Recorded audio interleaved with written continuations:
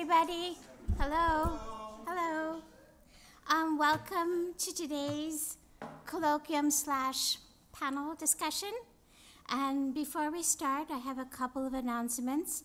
Next week's colloquium will be delivered by scholar and activist Zelalem Kibret Beza, and he will speak on liberation, technology, new social movements, and change, a story from sub-Saharan Africa. And today, please join us for the second of the three-part Cohen lecture series delivered by Kobina Mercer. He's speaking on Alan Locke's philosophy of culture, aesthetics, and Afro-modernity. Now please welcome to the podium Miles Osborne, fellow and professor of history at University of Colorado, Boulder.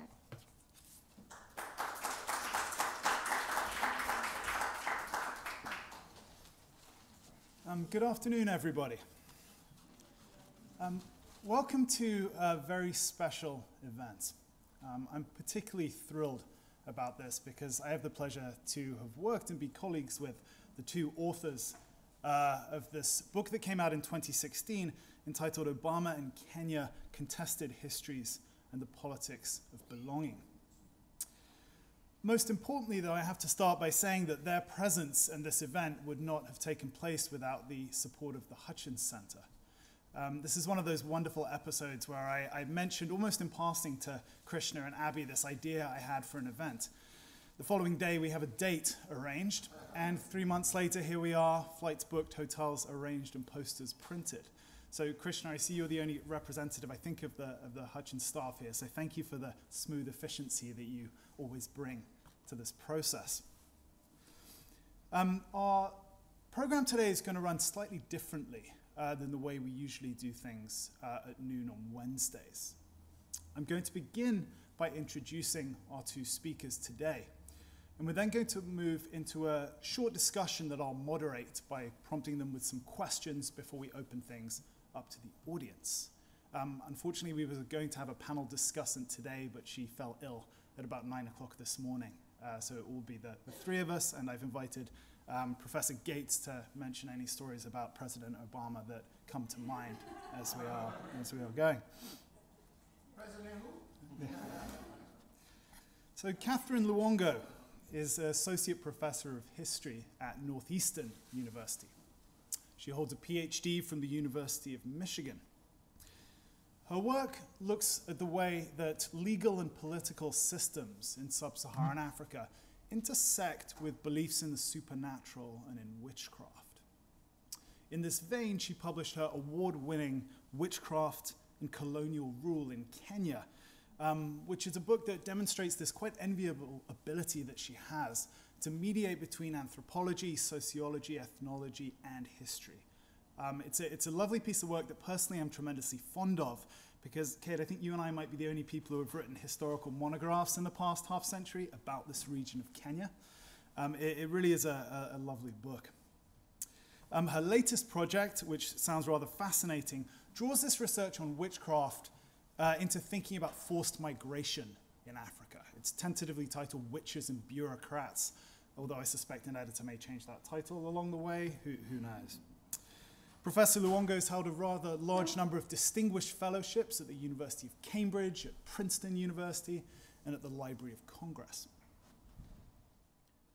Matthew Carotenuto is also an associate professor of history.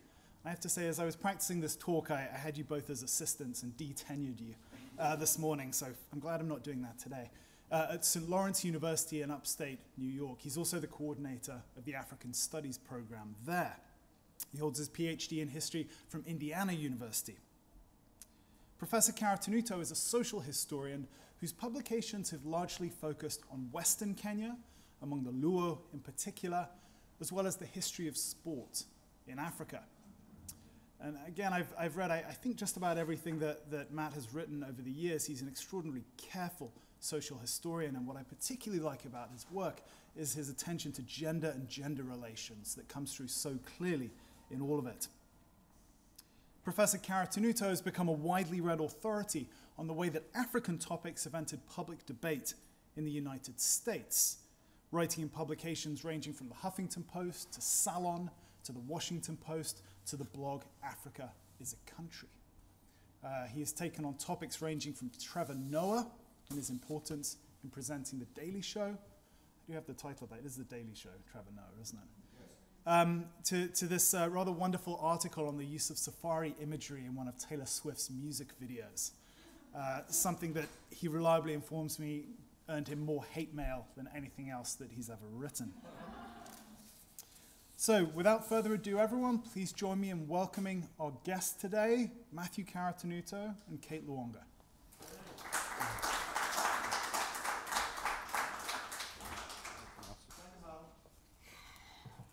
Thank you, Miles, for that incredibly kind introduction. And thank you to the Hutchins Center for having us and for all of you for being in attendance today. So I'm going to begin by telling you a little bit about where our story begins. I need to grab the clicker for you. Higher. Okay. Oh, okay.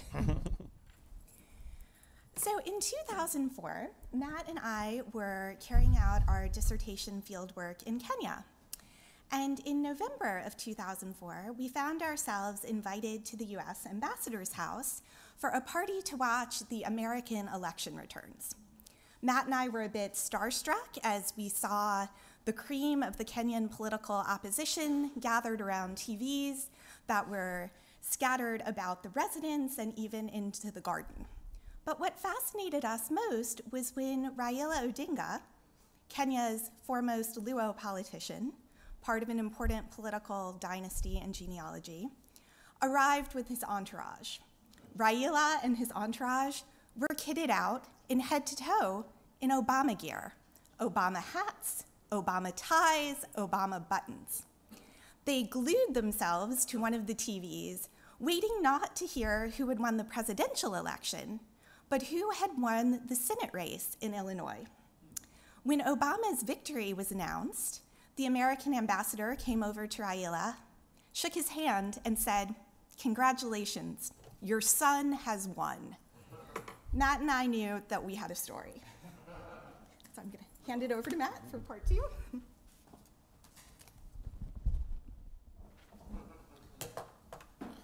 So Kate and I spent quite a bit of time thinking about this at that particular party, hiding in a corner, eating free hors d'oeuvres on the U.S. government. And we thought, this would be quite interesting if, this political figure, since we had been in Kenya for most of 2004 and really kind of had missed the early political rise from this side of the Atlantic, was kind of witnessing it from that. If he progresses, this will be an interesting story to follow. And so we really started following it in 2004, but we also started thinking back about what we had heard, little snippets here and there during our research, which was not about this topic to begin with, but that Kenyans were asking us, perhaps as American researchers, about this particular political figure, and we had very little to say.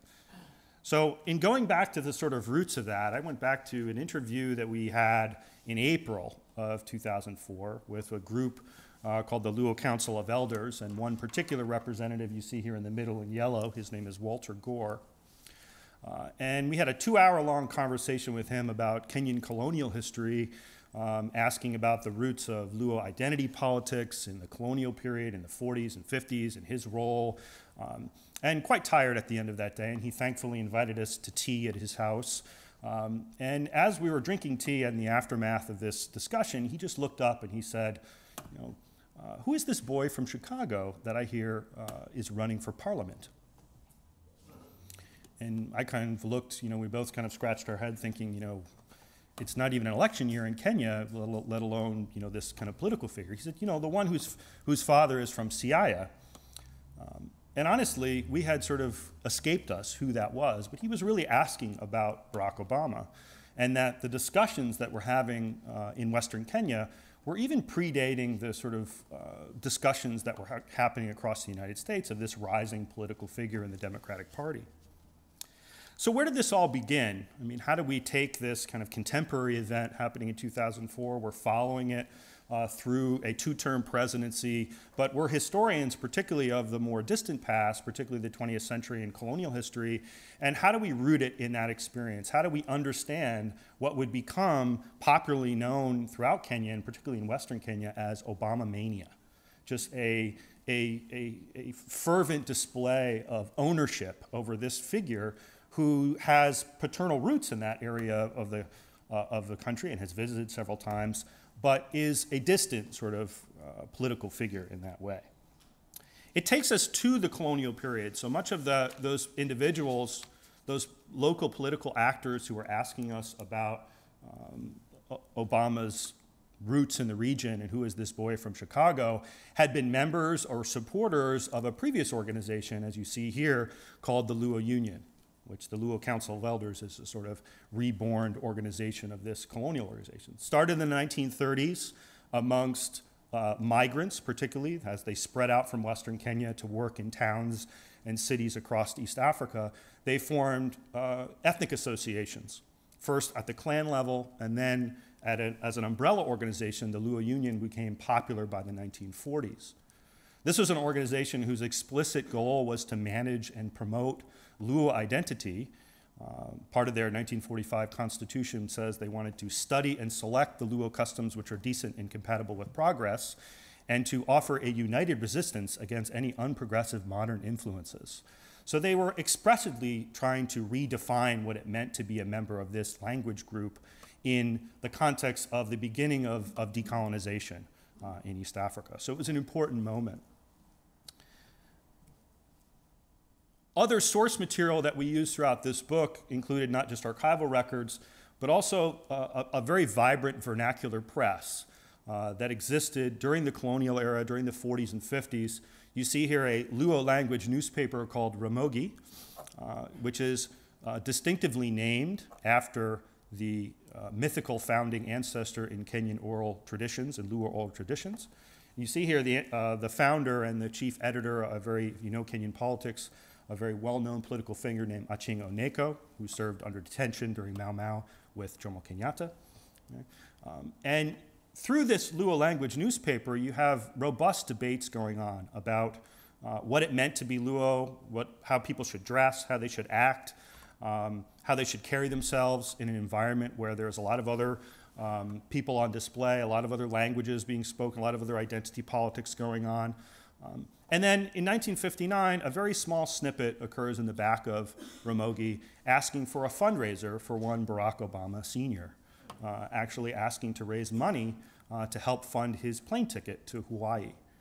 So we see here a direct connection that, again, put us in this debate where the Obama family is involved in this network beginning in the colonial period that is actively trying to promote, connect, and keep migrants who speak the Luo language firmly rooted, at least in some part, in the politics of home in Western Kenya. I'm going to hand it back to Kate.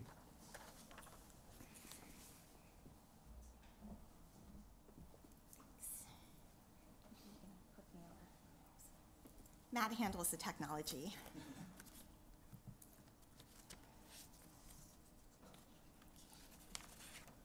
Oh, we need some more. Oh, no, wait. One more.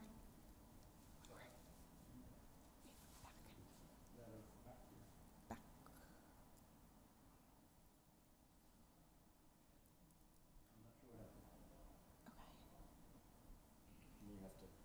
Okay, that's fine.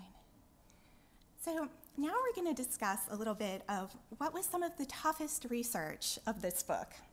And that was engaging with what we call the politics of condemnation, which we contrast with the politics of celebration that we see across the African continent and in Kenya in particular in response to Obama's ascendancy.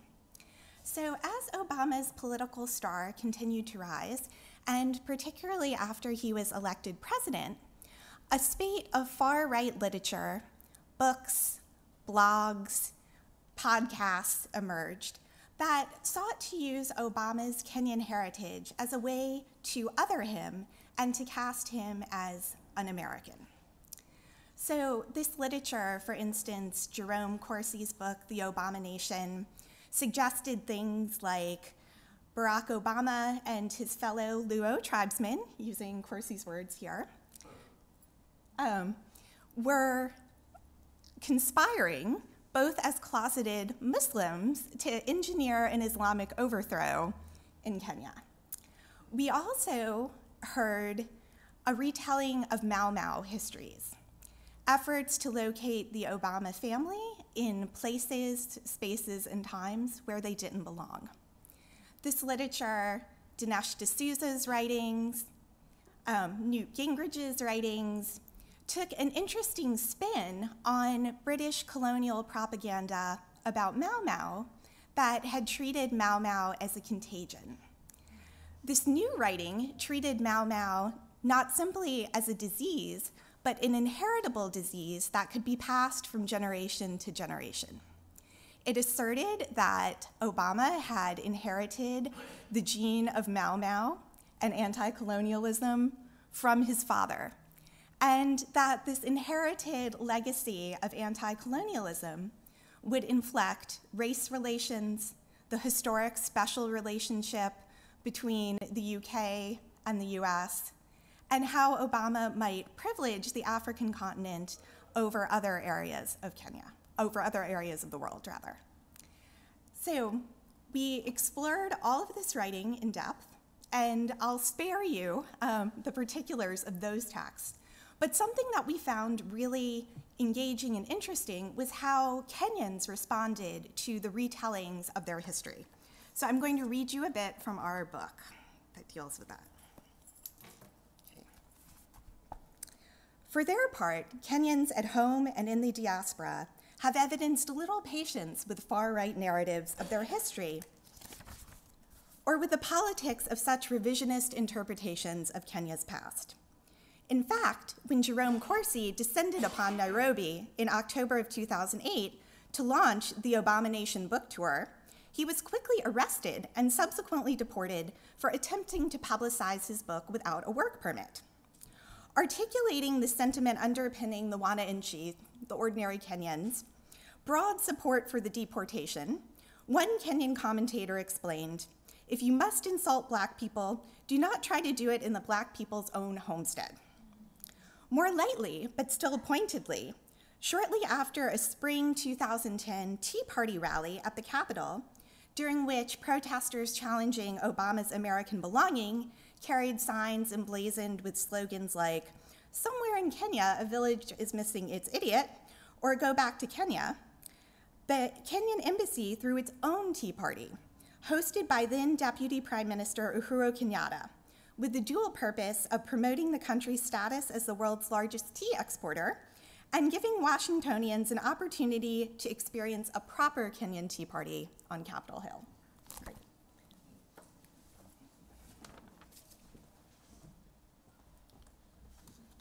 So Kenyans did not take well from the kind of far-right critique that was emanating, as Kate said, from the blogosphere to best-selling books emblazoned as academic scholarship. But when we go back home, in this sense, to Western Kenya, we see really a commodification of Obama's name in the nations of Luo identity. So from this context, everything from a 2004 beer that was launched called Senator Beer that had to be renamed in 2008 as President Beer, being sold to even a campaign billboard in the western Kenyan city of Kisumu, where there are very limited amounts of US voters, right? There was a clear sense that, right, as he's a part of this, they were rejecting the kind of notion from the American far right, and they were celebrating this in the grandest of scales. Right? The contrast between condemnation, as we see focusing on a Kenyan birth certificate, to the politics of celebration are best exampled in the western Kenyan small town of Kogelo, where Barack Obama's paternal heritage is. It's a place where we have had several kind of research trips, and I most recently in 2016 brought a group of US undergraduate students, and we stayed at the Obama Village or Kogelo Village Resort and we ate at the White House. I was, as the professor, I was given the honor to stay in the Mama Sarah room, which is Obama's grandmother, and there were the Sasha and Malia rooms, and it went on and on. And as you enter the Kogelo Village Resort, you're welcomed by this statue you see here, which is celebrating a very particular link, right? You see Obama with his grandmother, Mama Sarah, giving a handshake to the local politician, as Kate has introduced earlier, Raila Odinga, sort of marrying these two in a very Western Kenyan political context. The interesting thing about development in Kogelo is, as Kenyans thought there would be a grand influx of resources because of Obama's links in the region from the US government, the Kenyan government, beginning in late 2007 or late 2008, before the inauguration, began upgrading the road to Kogelo, which was quite poor. All of a sudden, it was nicely paved. The village got water and electricity for the first time, got a police station, and even speculative land buying was going on in this region. And so you see a lot of kind of investment in the hope of what would be brought to this area. And it's no better related into a place that was renamed the Barack Obama Secondary School as early as 2006. I spoke with students and teachers, and we discussed this issue with them, and they said after the even as early from 2006 onward, they would just get random visitors that would come and expect to be given a tour of the area at the school while classes were being undertaken. Students there were saying that their parents and relatives were putting a lot of pressure on them that if they went to the school, they must be given an opportunity to get a scholarship to go to the United States because of the namesake of the school that they were on. So they felt a lot of tension between the sort of hopes and imagined connection that people were trying to promote in the greatest detail to the actual reality of that it was on the ground. And I think this reached a fever pitch during the later half of the Obama presidency when the historic visit happened in 2015.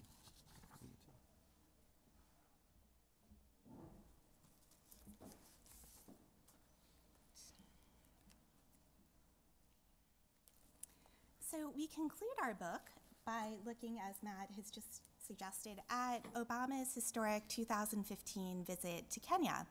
And his visit that summer was the only visit that he made as president. And we explore this visit from a range of vantage points. We investigate discourses having to do with terrorism, with tribalism, with economic development, with LGBTQ rights. But we're going to leave you on a lighter note with some of the social media responses that Kenyans made to this historic visit, and then tell you how Kenyans wished Obama goodbye. So, when Obama landed in Kenya, the expectations of the Wananchi ran high as they renewed their excitement and turned their eyes to enterprise, reviving Obama mania to a degree reminiscent of the celebrations surrounding Obama's 2008 presidential victory.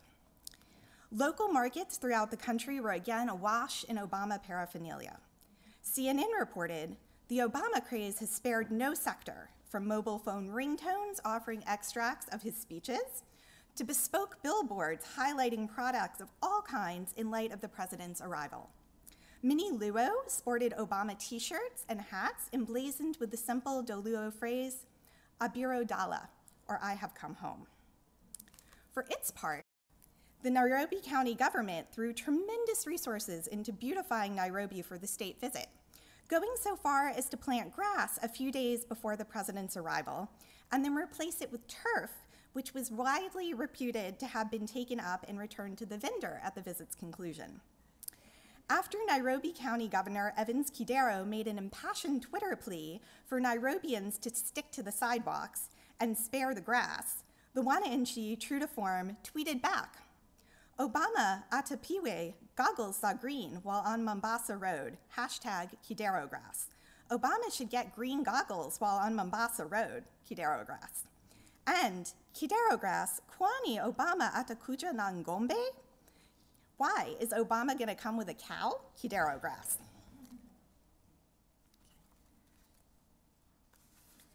So it's clear that the contested histories and politics of belonging of Kenya will continue to inspire heated political debate about the impact of the first African American president of the United States on Kenya and throughout the African continent.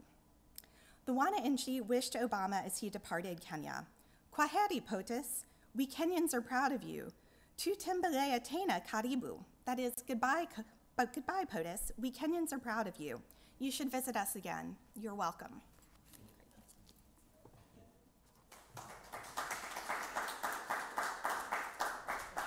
Thank you. Thanks very much, Matt and Kate, for that wonderful talk. And for those people, which is probably most in this room who haven't had the benefit of being able to read this book, it's really a rather rich book that's doing a lot. This is a book that not only kind of flips the narrative and looks at why Obama was important to Kenya and not the other way around. It speaks very seriously to the literature on the construction of tribe and ethnicity, of the way historians use evidence and people marshal the past in service of the present, and speaks to Western stereotypes about Africa and how that came to play in as well. So I'd like to start by asking Kate and Matt to pick up on this theme that was quite prominent throughout the book, in that a lot of people in America and Kenya expected there would be this complete change in the way the United States related to Kenya, particularly in the realm of aid and connections like that. But of course, it didn't quite turn out like that. So I was hoping you'd expand on that a little bit more. I can start. Yeah, we have a chapter in the book on sort of Africa for Obama, Obama for Africa. What is the deal? And you know, the 2008 celebrations in Kenya were emblematic of things that were going on across the continent. I had a colleague that was in Mali and Ghana at the time and was sending me photographs of other Obama paraphernalia being sold in the Sahel or in places that are nowhere near the actual homeland, right, of this. So there was clearly a celebration and a notion that things were going to change. I think two things, one of which is, right, that celebration, as Kate has been talking about and as we talk about in one of the chapters of the book, was used against, right, as a political attack. Right? The notion of Kenyans trying to claim him was then used as evidence of his birth or something like that. And so this was a liability in some ways in foreign policy circles. David Axelrod, you know, a longtime advisor in 2015 before the visit, said this in the New York Times. He said, when asked whether this was an issue for foreign policy initiatives on the continent, whether the attacks from the far right, he said, if you're asking me, was there a political discussion as to whether it would be disadvantageous to show up in Kenya when Donald Trump was questioning citizenship, I don't recall ever having that discussion, but maybe no one needed to. So there was this clear kind of nod that, look, we understand that this was bad for us politically. Also, right, the issue of the Great Recession was there, and so trying to push any large sort of big increase in foreign policy was going to be hard for anybody at that time. But most importantly, I think, you know, it inherited a kind of foreign policy initiative that had used, you know, historically, you know, during the Cold War, there was a kind of robust partnership with from the U.S. to African issues on, you know, military connections related to that, propping up. The 1990s, you see a sort of disengagement, and then you see a remilitarization happening after 2001, after 9/11, and that's definitely a policy in terms of that. I would say a lot of people would say Obama had more continuity on that level than his predecessors than remarked change. Yeah, and I would just add to the Kenyan side that Obama had to explicitly address these patrimonial expectations coming out of Kenya, especially from Western Kenya. So Matt and I collected some data where we saw people in Western Kenya saying, oh, we're going to have a new airfield, so Air Force One can land here, or perhaps Obama will airlift my children to the United States the same way that his father was airlifted. So when Obama made his visit as senator, he actually had to explicitly address these expectations and explain that he was one of many senators in the United States and that his constituency was the people of Illinois. So as I mentioned to you today, one of the things I enjoyed most about this book was the way that you pulled together the 2008 US primaries, together with Kenya's own election in late 2007, and then this spills over into violence in early 2008. And it struck me that a lot of the issues that we talk about in the US to do with information and the misuse of information are very present in Kenya as well. These are two countries where the use of digital media is through the roof. Everybody has a smartphone welded to their ear or hand, both here and in Kenya. So are there, what sort of similarities or differences might we draw between the two countries in this regard? You know, I think particularly this last election cycle that in some way in Kenya is still ongoing. The use of, fake news, the use of rumor through mass text messaging is prevalent and tells us quite a lot about how we as historians, I think, should be thinking about the impact of this kind of evidence over time, particularly as Kenyans, as you said, right, are increasingly sort of both consuming this, producing it, but also pushing back against some of these narratives. So we write about this in the book on the eve of the 2015 visit to Kenya. CNN, labeled Kenya a hotbed of terror, had a piece that really angered Kenyans, focusing on one particular issue in northeastern part of the country and sort of labeling it as being emblematic of what's going on across the entire country. And they fought back against that through a hashtag that said, "Someone tell CNN." And it was as powerful enough that one of the CNN vice presidents had to fly to Nairobi to apologize, right? So it tells you not just the power of that voice collectively, but also the power of the market, right, of the East African market on this kind of global scale, that in speaking with this voice. So there's a tendency both to sort of have an ability to really kind of rally a large political support on this, but also the same dangers we saw with the last election here and the last election in Kenya is fueling a lot of rumor, a lot of misinformation, a lot of fake news. Uhuru Kenyatta, the president, has hired Cambridge Analytica, some of the same companies that are implicated in some of these kind of tactics. So those campaign policies and whatnot are happening quite a bit. Mm-hmm. Something that we found particularly interesting was the way in which Kenyans on social media were using the American presidential elections as a vehicle to talk about politics and tribe in Kenya. So during Obama's first presidential run, there was a consistent question circulating, will there be a Luo in the White House before there's a Luo in the State House? And we observed message boards where Kenyans were talking back and forth and saying, well, I'm Kikuyu, therefore I should support Hillary Clinton, or people saying, well, I'm Luo, so I'm going to support Barack Obama. And then another stream of discourse that said, no, you have to put these ethnic affinities aside whenever you're thinking about politics and think about what you see as the best platform and the most qualified person for the job. And just to add right to what Kate is saying, I mean, there was a determined effort in 2008, 2007, 2008, as well as this last 2013, especially during the Obama presidency, to tie Raila Odinga, when he was a presidential candidate, to Obama in a negative way.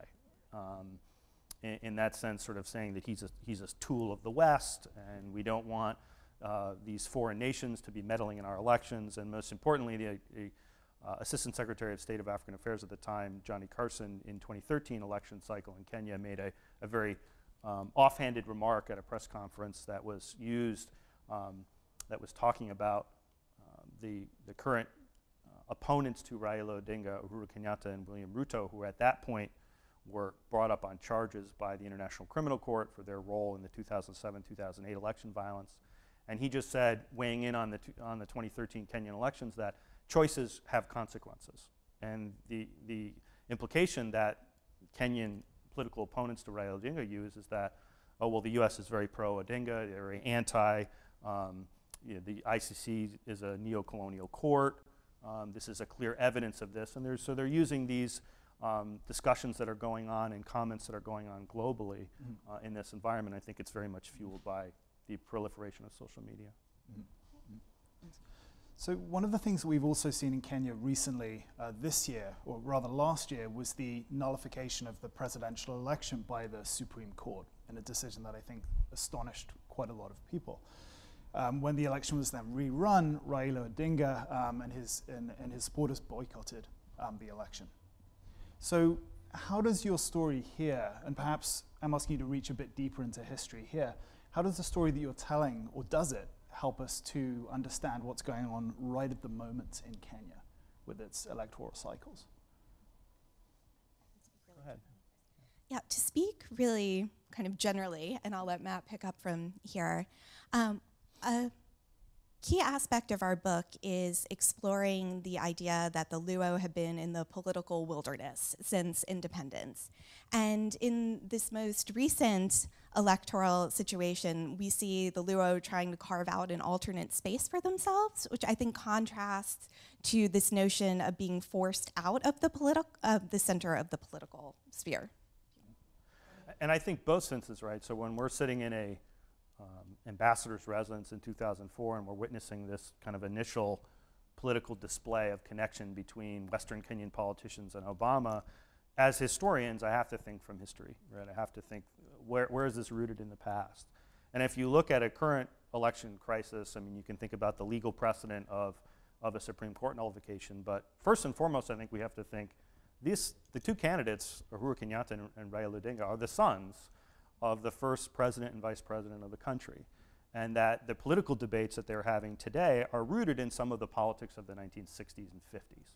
And those were politics that impacted the career of Barack Obama's father, impacted the way that connection, as Kate is saying, the Luo community kind of believes they have been marginalized, at least from the presidency, historically by this. And so without grounding yourself in that history, you're really not understanding the present. And so I think, in particular, in Kenyan politics, our book would say the kind of contemporary identity politics debate is rooted in the colonial and kind of decolonization era, and I think that is still going on. Most importantly, because as Kenyans around the country have felt and experienced issues of historical injustice, violence, Kenya has a pretty unfortunate history of kind of pushing the narrative of forgive and forget, and not to deal with the past in any sort of restorative or reconciliation type of level. And so those things keep festering, and they keep coming up, and they keep moving in the background of even contemporary electoral politics. And the division between Luo and Kikuyu that expressed themselves when Kenya became independent in '63 are older, much older than that. So, I mean, they didn't manifest themselves at the moment of independence, right? I mean, they have long and deep histories. Yeah, certainly. I mean, efforts to tie Obama's grandfather to Mau Mau seems kind of strange to me as someone who works in Western Kenya that was very far removed from that conflict and is really a sort of grand narrative of Kenyan history that doesn't actually get into the complex realities of different regions and different experiences that I think, you know, we all kind of try to put forth in our work. And you know, it's been pseudo-racial, I mean, or the use of scientific racism to justify the origins of the Luo as opposed to the Kikuyu. I did Lupita's family tree, as you know, and you were very generously helped. When I showed her her DNA result, she almost had a heart attack. And it said she was what % Bantu. Now, why would that be shocking to her? Because they have a myth of being Nilotic and they came from the north and blah, blah, blah. Total bullshit. You know, it's just not happening. But it's all part of the inscription of difference through science, you know, but it's just a myth.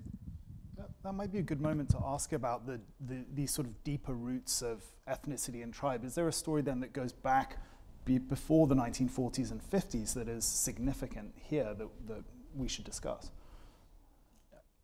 So when I did an interview and we talked to the Luo Council of Elders in 2009 about kind of deeper roots of Luo identity and politics, they go back to the origins of the Luo community in the southern Sudan and the sort of Nile River valleys, which is backed up by oral history and other sources of evidence as a grand history of migration is often simplified.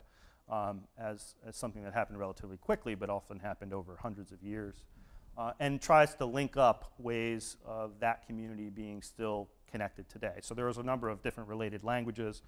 So if you go and you speak Acholi in Uganda, it's quite similar to Luo in Kenya, or some languages even in the southern Sudan have this. But you see a sort of a grand attempt to try to create that. And you saw that in 2009 when the inauguration was going, trying to claim Obama, even in the Ugandan press, with some of these kingdoms that were 19th century, 18th century, 17th century kingdoms that relate to this, that this is some part of some royal lineage that's connected there. And you also see concerted efforts by Luo politicians like Raila Odinga to connect themselves with the Southern Sudanese People Liberation Movement on that sort of, we're your brother. You remained in Sudan, we kind of went down the way a little bit, but we're connected. I mean, there's more to that about being in opposition politics, but using those kind of loose oral traditions and that mythology, that folklore that is so prominent as a way to make contemporary political connections. Thanks. And just to speak to that a little more generally, the institution of colonial rule in Kenya necessitated a hardening and structuring of what had been fairly fluid ethnic boundaries up until that point, but also importantly, adding stakes to belonging to one ethnic group or tribe as opposed to another. And we see those kind of hardened divisions and the stakes in being Kikuyu as opposed to being Luo inflecting present day politics as well. Thanks, Kate. Folks, perhaps this might be a good time to open to the audience. So please raise your hand. Krishna, I believe, has a microphone. Is that? Yeah. Thank you very much for your presentation. I have a question that mostly focuses on the second leg of Obama's heritage, namely the condemnation, not the embracing part of it, and to what extent it shaped Obama's administration policy, foreign policy towards Africa, and domestic policy here in the United States, especially towards African-American issues. This is my observation, I could be wrong, but we saw the Obama administration engaging with Africa in a very different way, especially compared to the Bush administration, and especially contrasted with the expectations that Africans had that his administration was going to bring. In the initial part of his engagement with Africa, I think in his first visit to Ghana and a few other countries, number one, he shied away from Kenya, especially given the talk about Gingrich and D'Souza talking about he was going to favor Africa. In fact, we saw him more critical of Africa and using mostly liberalism nomenclature of trade, not aid, and talked about tribalism and corruption and told African leaders to act together and compare them with the Asian countries that kind of had got the same historical trajectory. And even African newspapers, I remember the Daily Nation complaining that Obama is lecturing them and they're tired of these kinds of tropes from Westerners. In African-American issues, we see the issue of unemployment after the recession. And the people were pushing him to talk about the excessive number of unemployed African-Americans. But he shies away from that. He talks about rising economy is like a tide that will lift everybody. And people want him to address specifically African-American issues. And we see him kind of shying away from that so that he's not seen as the black president. In his second administration, we see a shift now. He comes to Kenya. He's willing to engage with Africa and accept that pomp and big, welcome back home. We see him singing at the funeral of those people killed in South Carolina, and he's willing to talk more about race. And this is contrast to his first administration, when the only thing about race was probably the issue with Dr. Gates. I would say openly. To what extent do these politics of condemnation kind of restrained Obama engaging not only with Africa, but also with African-American issues, which we see he kind of tries to undo in his second term, especially in Africa, where we saw George Bush only got one thing right in his foreign policy, giving Africans $15 billion, which actually was a big success. And I just wanted you to comment on that. I'm sorry for loading the question. Yeah, no, I think that you identify two really important streams here. So in his first term, Obama is negotiating a really complicated identity. He's the first African American president, but also the first president of African descent. And in the book, we investigate how this politics of condemnation really does constrain the way that the Obama administration can engage with Africa, because it's constantly confronted by the birther narrative. We wanted to say if we had any idea of what was going to happen, we might have written a little bit more about that. But I think a lot of Obama's first term was negotiating these identities that the right was able to cast as really threatening. So other, foreign, cosmopolitan.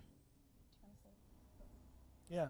I mean, I would say, you know, the notion of trying to paint Obama as an anti-colonial was really an attempt to paint him as anti-white, right? Let's not, as anti-white, right? The far-right attempts to sort of claim this anti-colonial politics, because, I mean, in some senses, isn't anti-colonial a good thing, right? I mean, for most senses. But I also think if you look at some of his, like his speech in Ghana, he's using tropes that were around from Jimmy Carter, you know, Africa for Africans, you know, stand on your own 2 feet, you know, these kind of questions that have been around for quite some time that didn't seem to reflect the radical change that people were approaching. And I think when you look at the celebration of the re-election in 2012, there's a much more sobering reality from intellectuals on the continent, scholars, who are saying, you know, don't expect a whole lot. But if you look broadly at U.S. foreign policy in Africa, I think, you know, Obama inherited AGOA from Clinton, right?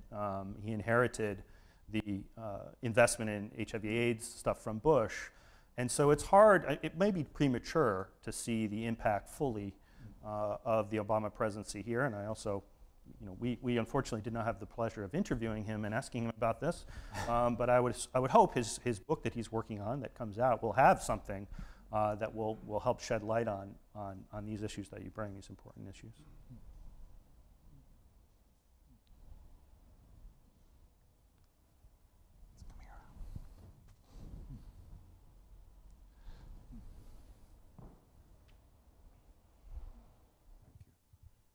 Thank you for your wonderful presentation. I'd like to raise a question that will perhaps help us to understand Kenyan realities more than most of us tend to understand now. There's often a presentation that ethnicity is the major problem facing Kenya. I would like to throw out several ideas to you. One is that the legacy of land tenure from the British colonial period is a major problem. Number two, a second major problem is poverty. Gandhi said that was the most important issue of violence on earth. And I think youth unemployment is a third issue that we don't tend to deal with. Often during the elections, when we hear lots about Kenya, corrupt politicians pay unemployed youth to cause ethnic violence, ethnic tension. I would like to hear what you feel about those issues and what you feel might be the most important problems actually facing Kenya from your own ethnographic experiences, and especially in Western Kenya. I agree. I think it speaks to the question of historical injustice. So if you look at the 2013 Truth, Justice, and Reconciliation Commission, which was a broad attempt to try to bring a long history of historical injustice, including land, including crimes committed in corruption, et cetera, inequality. There's a lot of recommendations in that report about reparations, about bringing people to justice. It's been tabled in Parliament. It hasn't been dealt with, right? And there's been this attempt to kind of push it aside. Certainly, right, if you look at the geography of election-related violence from 1992 to 1997 to 2007, 2008, they're often in places that were in the Rift Valley, for instance, in former white highlands, right? So the issue of land is very much a part of that. I recently wrote a piece for Jacobin magazine about the current election crisis, and I looked at some data from 2013 election in Kenya. And if you look at reports on the most unequal and the poorest counties in Kenya, the opposition was actually winning 70, 80% of the poorest and most marginalized counties. Now you could claim that there's some ethnic identity about that, but clearly, right, the poor, the most marginalized are actually voting as a group, even if they're not thinking that way. That's not the way that Kenyans tend to define politics in that way, or as politicians tend to do so. I mean, I would say if you look at someone like Raila Odinga and Uhuru Kenyatta, what does Raila Odinga have in common with, people who live in Kibera, the largest informal settlement in Kenya, other than the language that they speak? Not a whole lot. And the same can be said about the current president, Uhuru Kenyatta, with Mathare or another area of disenfranchised Kikuyu youth, that they share very little in common. Right? The current president, Uhuru Kenyatta, and the Kenyatta family is well known to be rumored to have up to 500,000 acres of land in Kenya, as one of the wealthiest families in the whole country. Where did they get that? The political connection can't be ignored. I would say the really important issues that you raised, and Matt, that you've just discussed, are being even more magnified by the degree and the pace at which the stratification of wealth seems to have expanded in Kenya. I'd say really in the last 10 years. So sectors of the Kenyan economy are booming, but there's still tremendous poverty and a rapidly growing population also. Hi, thanks so much for your really interesting talk. And I actually have a question about how Obama's multi-ethnic or multiracial lineage is interpreted in Kenya. So you don't really talk much about his being raised by his white grandparents, or the fact that his mother, they were from Kansas, and how that might codify him as inauthentic in some circles. It seems like they just wholly welcome him into the fold, despite his sort of multiracial background. And then my other question was, there's lots of research on how ethnicity can become symbolic, and that it might range in terms of the salience or centrality for an individual, right? So for Obama, I don't know how central or salient his Luo identity is in terms of how he navigates political spaces. So if it's not something that is like a well-known fact, I don't think, at least. So if it's not very salient or central to him, then how is that interpreted in his sort of whatever ancestral or his paternal father's homeland? So that's sort of my two questions. Go ahead. So I think people in Kenya are completely untroubled by Obama's biracial heritage and just very eager to claim him as a son of the soil of Western Kenya.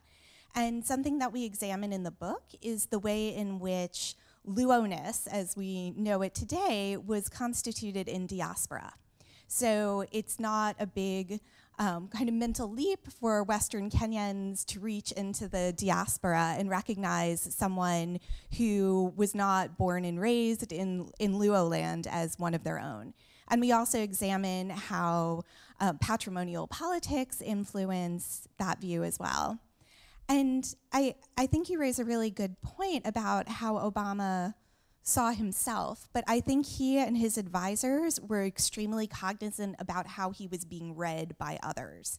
And so the way that his ethnic heritage was read, whether that be through the politics of condemnation or the politics of celebration, I think really kind of set the path on which he could maneuver. Yeah, in his 2006 visit, he goes to Kisumu, right? He goes home. In 2015, he doesn't.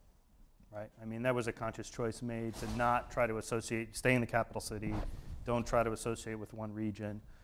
If you read his memoir, if you read Dreams of My Father, he has a sense, I think, of the sort of notion of kind of regional diaspora. He talks about home cubed, right? That there's a sense of having a house in Nairobi if you're there, but you always should keep one foot in the rural areas. You need to go and visit your home, maybe build a house there, invest in that, which I think a lot of Kenyans struggle with, right? That sort of dual role.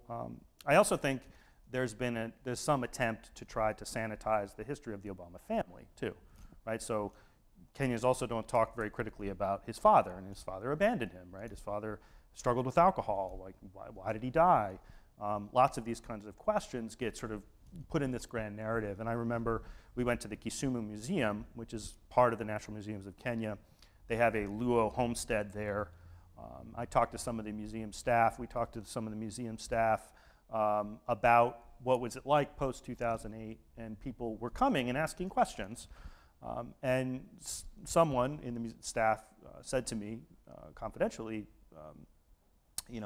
without him being named, he said he was getting pressure to make sure that they weren't talking about some of the kind of history that pushed the Obama family from what was called South Nyanza to the place they are here, or to talk about the alcoholism. They shouldn't talk about those kind of things. They should just make it this kind of grand story of our son who happens to be in the U.S., which he, as a museum professional, was kind of upset about. He wanted to be a good historian about it.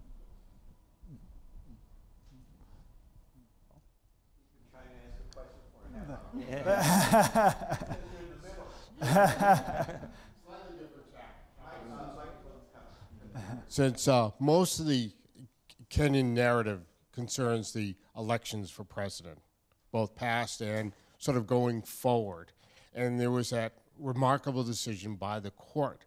But one question I have, which I don't think I've ever seen identified, is the ethnic or tribal makeup of those justices that made this remarkable decision to reject the election. Do you have any idea whether it was a wide spectrum of the various approximately 42 tribes in Kenya, or was it heavily loaded or not? And I think that's pretty significant talking about Kenyan politics. I think there's been a lot of attempts to try to interpret the court's lean then. I mean, some of the justices were on the 2013 case that went before the Supreme Court where they didn't rule to overturn the election. And I think more so than ethnicity, people have suggested money. Is money being exchanged? And there has been some reports about attempts to bribe judges. Nothing has been confirmed. But I think it's widely rumored amongst, depending on who you voted for, and very political in that way. I think the interesting part of Kenyan politics, that's happening since 2013, right? So you vote for president, but you also are voting for all these county officials. Kenya now has 47 different counties instead of the old provincial system they inherited from the colonial period. And you see lots of examples politically of, let's say, someone voting for Uhuru Kenyatta and someone voting for Raila Odinga for president, but also someone voting for someone completely different at the local level, and investing a lot more in sort of grassroots local politics, which I think is quite exciting for those of us who study Kenyan political history, that there may be a break, or the presidency, which seems to have been so contested and sometimes provoked violence, maybe losing some of its importance slowly. I'm not sure.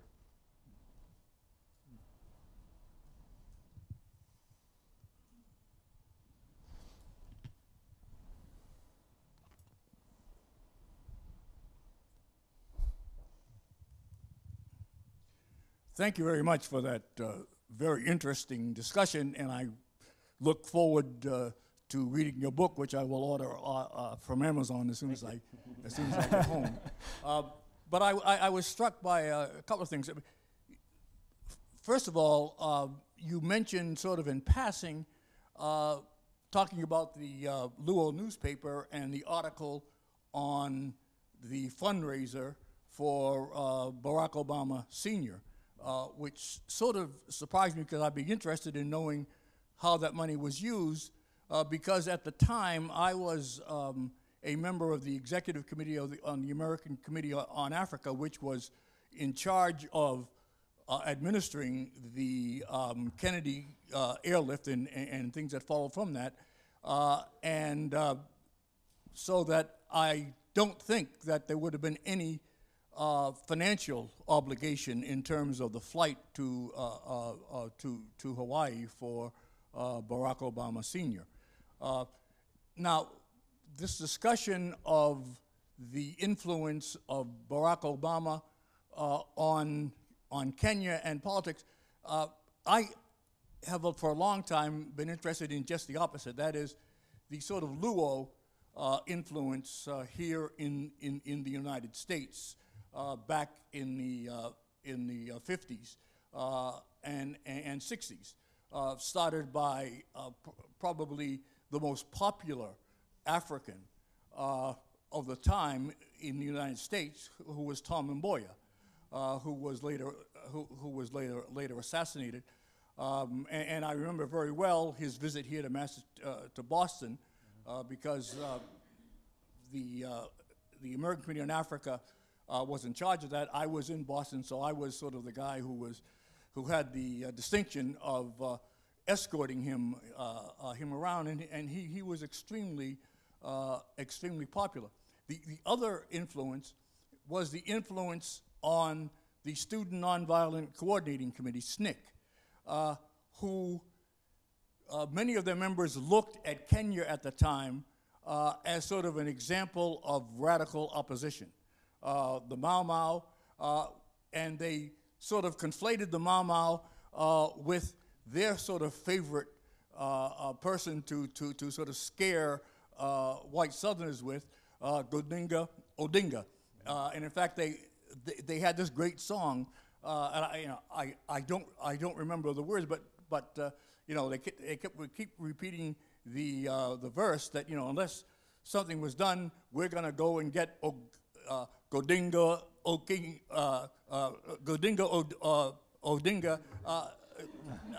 out of Kenya. They kept saying Odinga out of Kenya, and that sort of thing. So, I found all of that interesting. I don't know whether you discuss any of this in terms of the kind of early Luo influence or Luo leaders' influence on what was happening here in the United States. Start me. I think, yeah, we do. And Mboya is an interesting figure in Kenyan history. Right? You ask Kenyans, who was the best president we never had? Often his name is up there. He was martyred, right, in 1969 when he was killed on the streets of Nairobi. But when you look more closely, right, I mean, he's in opposition of Oginga Odinga for much of his career. Tom Mboya didn't necessarily assert his Luo-ness. I mean, he's a very cosmopolitan background. He grew up on a Sisal estate far from Western Kenya. He was a labor organizer in Nairobi. He had a very sort of wide cosmopolitan sort of identity himself. And Obama Sr. kind of is caught up in the politics of the 1960s when he goes back, right, after university, after time here in Boston. And he's caught up in that tension between Mboya and Odinga and Kenyatta and what's going on and who do I align myself with in this grand political scale. I think Mboya becomes more of a Luo after he dies in a lot of ways in Western Kenyan politics. Aching Oneko, the founding editor of Ramogi, told me that. He said when he died, we brought him home.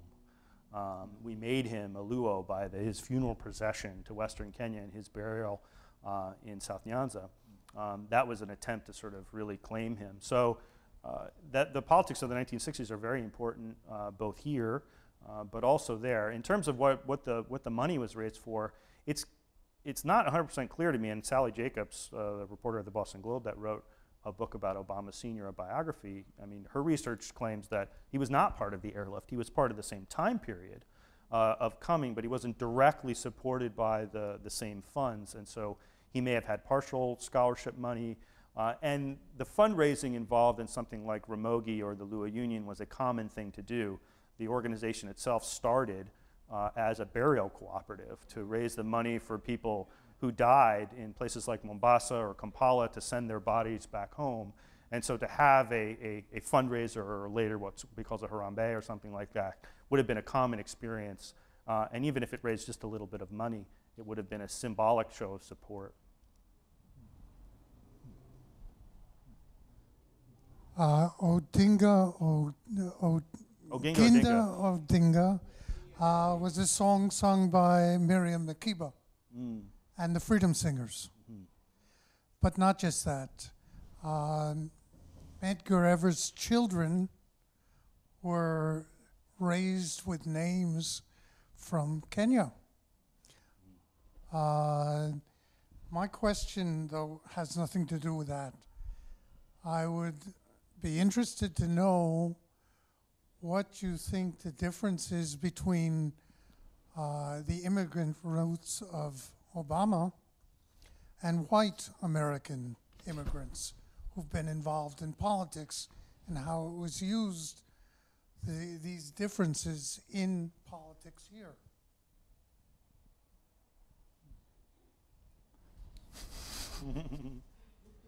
Well, I think that, and I'm going to give a caveat here that we are not Americanist political scientists.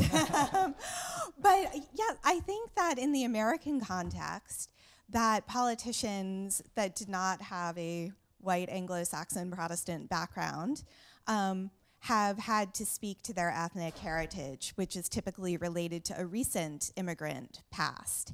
And I think we see speaking to one's immigrant heritage changing as immigrant groups coming to the US change. So the kinds of questions that were being asked of the Kennedys about Irish heritage are not questions that are going to be asked today.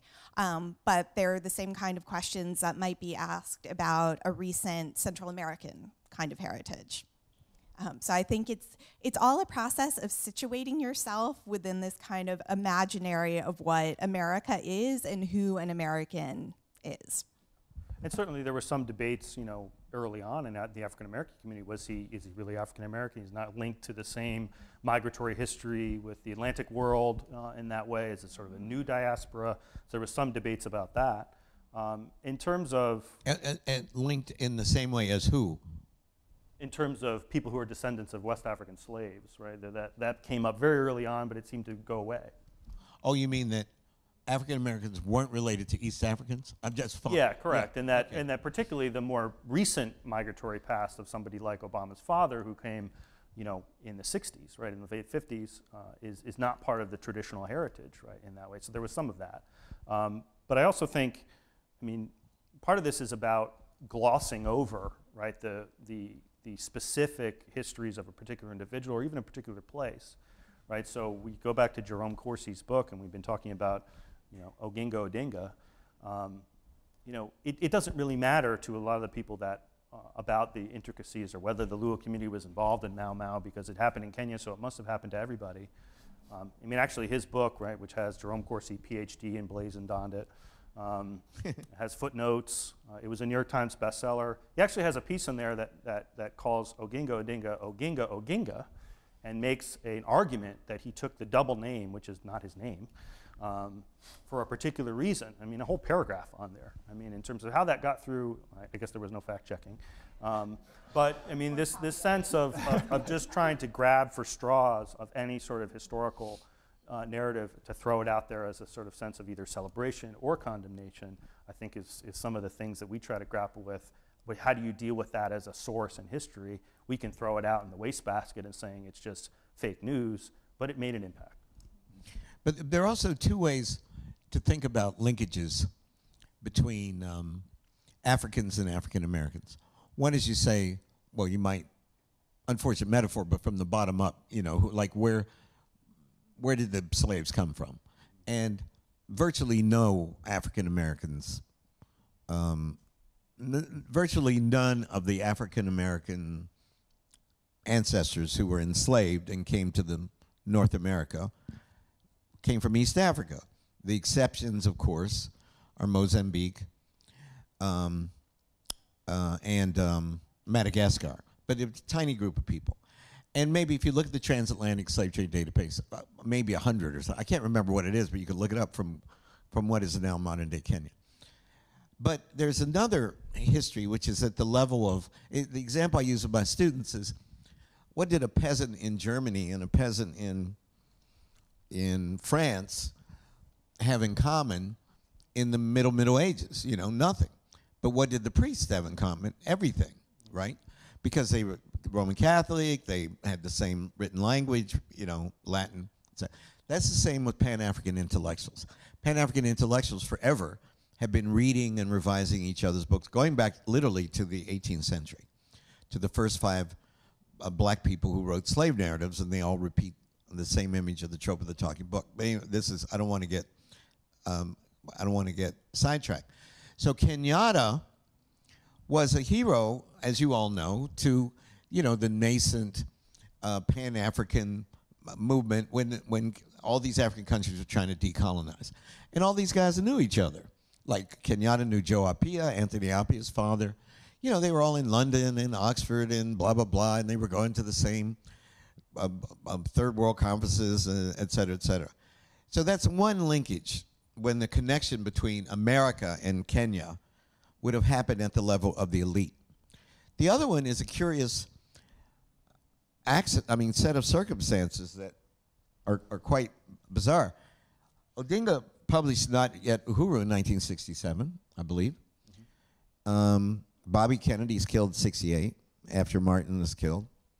And then Tom Mboya was killed in 69. But there were a lot of comparisons with Tom Mboya and Bobby Kennedy. I remember Tom Mboya was Bobby Kennedy of Kenya, or whatever else. And I always was fascinated. I first went to Kenya in 1969 on my way to live in Tanzania. And I was quite fascinated by this figure, you know, and the fact that he had been killed, and he was romantic, you know, he seemed to be good-hearted and for the people. By this time, Jomo Kenyatta obviously was turned into a thug. The idea of democracy, you know, the dream of freedom necessitating this book, Not Yet Uhuru, was patently obvious to anybody who cared about Africa and democracy. Tribalism was worse than anyone had thought it could possibly be, at least in my little naive circle. Remember, I'm just a sophomore at Yale. But, you know, black Americans were completely unprepared to understand intra-African rivalries and ethnic tensions. That's why it's so much easier for us to understand South Africa, because that was a black-white binary. But two black people fight. I mean, it's like black people, they're like a robot, a computer goes, you know, it's hard for black Americans, and it's a horrible generalization, but I think it's generally true, to process that. And I think that we saw that kind of incapacity to analyze intra-ethnic African tensions at the ridiculous response of black nationalists to Idi Amin, and refusal to criticize Idi Amin, refusal to stand up to Kenyatta's excesses. The list goes on and on. I was just saying in a long-winded way that there are different modes of affiliation, and one was at the intellectual level in the 40s and 50s, when there were only a handful of these guys fighting for the end of colonialism and their relationship to Richard Wright, who had an ambivalent relationship to Africa. Don't let anybody romanticize that. But Paul Robeson and Du Bois and et cetera, et cetera. You guys want to comment on that? Yeah, I mean, I think if you take Kenyatta as a figure, it's the final thing. Yeah. When I was trying to, I had this crazy idea that I could do a TV show. This is in 2004, 2005. I woke up in the middle of the night, and it's like a gift from God, that I could do a TV show, and I would get 8 prominent African Americans, and I would do their family trees back to slavery, and then when the paper trail disappeared, I'd do their DNA and reveal what tribe or ethnic group they were from in Africa. What a crazy idea, right? So I had to get somebody to fund it. I walked into Procter & Gamble in Cincinnati, Ohio. And, you know, now its success seems obvious. It wasn't. It was just a crazy idea that I had. And I had to raise $6 million. So they give me a list of the executives that I'm about to meet. I can't remember her first name, but her title was doctor, and her surname was Mboya. Yeah. It was Tom Mboya's daughter. and I knew all about Tom and Boya. Man, I walked in and I said, before you say anything else, I just want to say your father was a great man. See that light? Imagine that ceiling opens up and a giant ATM machine just... That's a true story. True story. I love me some Tom and Boya. Now, go ahead. Yeah, I was just going to say briefly, I mean, if you look, I mean, it's very important points about intellectual communities and the role of diaspora and how that's a long concept and going on in different places. You mentioned London, right? I mean, those of us who study ethnicity in Kenya, I mean, go back a lot to Jomo Kenyatta's time in London as being formative for how he thinks about his own identity. It's there, he writes, Facing Mount Kenya in 1938 as his BA dissertation at the London School of Economics, right? Thinking about how do you define a community? And it's very much written in this context of I'm abroad, I'm trying to sort of justify the morality, justify the legal, and justify the fact that this community actually exists so that we can have legitimate grievances as a political community as well. And so I think a lot of people have read into that time as being formative in moving him as a politician to thinking about those roots, not just as a Kenyan, but as a Kikuyu. Thank you so much. This has been wonderful. I have a question. I'm curious about Kenyans' perception of Obama's legacy in light of Trump's actions. Yeah, just say that. So I'm curious to know about Kenyans' perceptions of Obama's legacy in light of Trump's recent comments, his actions. How are people perceiving?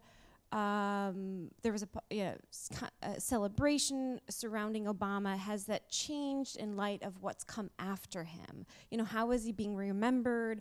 What are people expecting now? How have their expectations changed? Such like that. I mean, I think some of it's yet to be seen, right? I mean, be interesting to know, is there a plan with the foundation to do any work in East Africa? Doesn't seem to, from what I've seen at least, that it's, his focus is going to be on domestic politics. Right now, are domestic issues in Chicago and other areas, it seems like. But they're raising a lot of money. And so, we can see perhaps a Clinton-style foundation developing out of that. I'm not sure. I think in the context of what Kenyans see, I was in Kenya for 6 months in 2016, and so people asked me a lot about Trump, but it was before the, famous comment about African countries, right? And so there hasn't been I haven't had a lot of discussions myself with Kenyans about that. I would say that there's still some excitement over, that connection with Obama in Western Kenya. That's when you go to a different part of the country. I don't think that there's much expectation that things will come out of it. And I think that sobering reality came more in the second term than it really has changed. I don't think much has changed since the second term, and realizing that there was not going to be a windfall of new foreign policy initiatives or connections as a result of this. And Richard Leakey, by the way, is trying to get the Obama Foundation to be a lead sponsor, or one of the sponsors in the Turkana Basin. He's doing we'd call it Museum of Man. I forget what it's called, but it's the origins of the human species in Turkana. And I filmed him for my Africa series. And I'm on his board. And so that would be an ironic, I don't know if he'll pull it off, but the reason obviously is because of Kenya and it's Turkana and Obama, and whether Obama's relationship to Africa is a very peculiar thing as far as I'm concerned. But that's a whole nother conversation. A friend of mine asked if, well, I'm not going to say this, we're being recorded. Yes, go ahead. Anybody else? Ambassador Carrington, do you have a comment? But another one? Or how do you feel about all this? And will tribalism ever end in Africa? How about that for a light closing question? Just even in Kenya, will a Luo be president?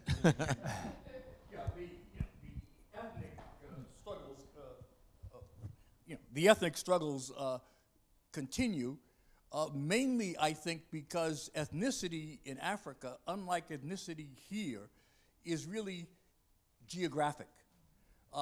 And that's the problem. I mean, suppose in the United States, you had the South all black and the white all North, the North all white, you might get the same kinds of difficulties. So that the problem is that when one group comes to power, the other group loses out because their region tends to lose out. It's the same way that people now are talking about Trump taking revenge on the blue states because of the fact that they oppose it. Now, suppose the blue states were all one ethnicity and he was another, then people would say it's an ethnic thing when it was really much more a political and geographic thing. Or economic thing. Yeah. So that, I think ethnicity in Africa and the tensions are quite different. Plus the fact that colonials, the colonial powers put so many of these groups artificially together and drew these kind of artificial boundaries. As we see, for example, in a place like Nigeria, so that that's I think one of the problems that means that this is likely to last a long time. Then they create not only bizarre paper histories, but bizarre genetic histories to justify, like in Rwanda and Burundi, and you all know. You guys are fabulous. Yes, fantastic. Thank you. Thank you so much, guys. Absolutely fantastic. Yeah. Thank you. Guys, that was wonderful. The book does Thank you.